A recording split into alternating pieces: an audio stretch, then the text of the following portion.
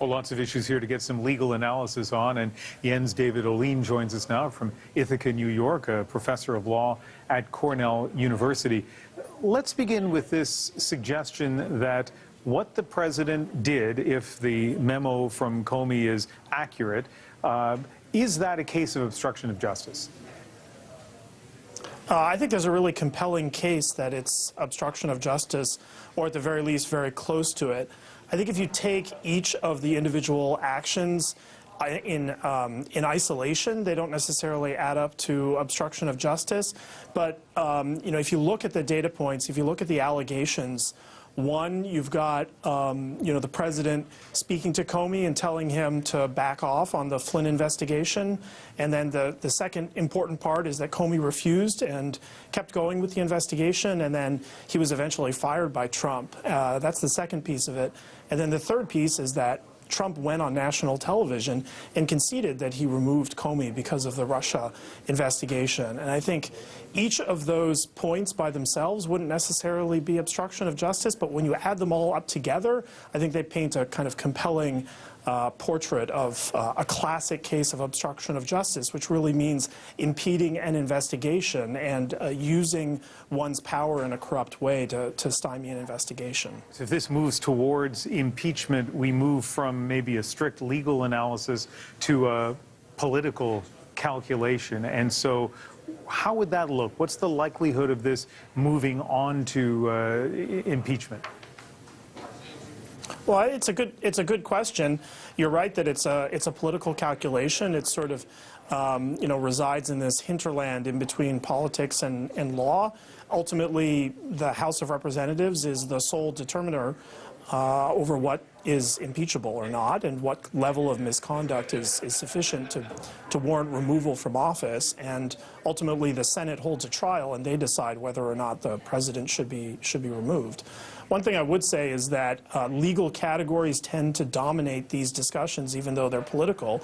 And I think people are a little bit anxious, not just the regular population, but politicians are anxious about removing someone unless there's something that would actually be criminal. And in this case, because it's obstruction of justice, I think it makes it much more likely. But I think it's only likely unless, until some Republicans stand up in the House and start joining their Democratic colleagues. I don't know if that's going to happen anytime soon, and one possibility is that this drags on for a long time until the midterm elections, when the Democrats retake the House and they can pursue impeachment without any Republican cooperation at all.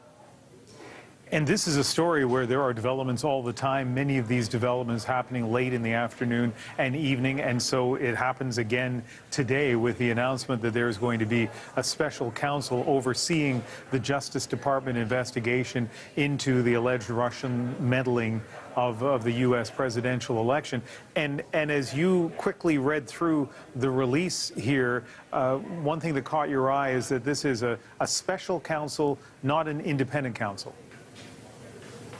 Yeah, I think that's very significant. And while I think it's a really a positive development that the deputy AG is assigned a special counsel and Robert Mueller is considered a straight shooter by everyone, a special counsel is ultimately under the direction of the deputy AG and could be fired at any moment. And because the deputy AG is also under the executive authority of the president could remove any of them at any time whatsoever. And that's to be distinguished from an independent counsel, which is truly independent.